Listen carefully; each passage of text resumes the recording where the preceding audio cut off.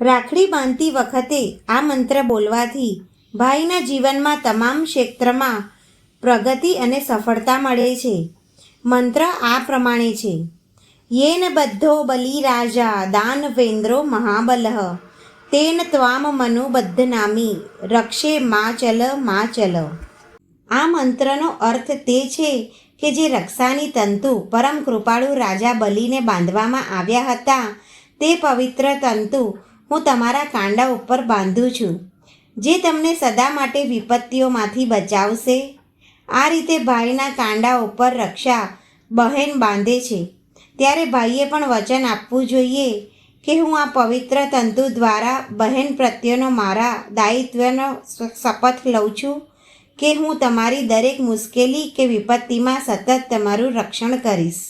આ મંત્રનો સામાન્ય અર્થ એવો થાય છે કે દાનવોના મહાબલી રાજા જેનાથી બંધાયા હતા તેનાથી હું તમને બાંધું છું.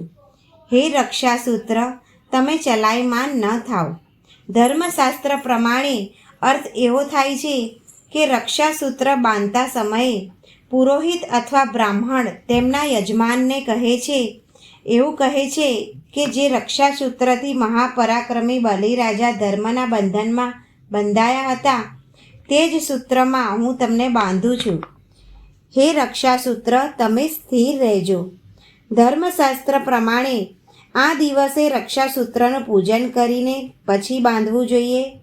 આ રક્ષાસૂત્ર બહેન દ્વારા ભાઈને જમણા હાથે બાંધવામાં આવે છે. રક્ષાબંધનનો ઉદ્દેશ્ય એ છે કે કલ્યાણ ભાવના અને સ્નેહ ભાવના.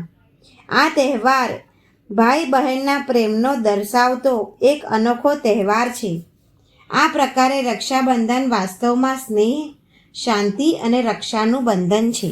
જો તમને આ માહિતી પસંદ આવી હોય તો આ વિડીયોને લાઈક કરજો, તમારા સગા સંબંધીઓ સાથે શેર કરજો અને ચેનલને પહેલીવાર જોઈ રહ્યા હોય તો સબસ્ક્રાઈબ જરૂર કરજો.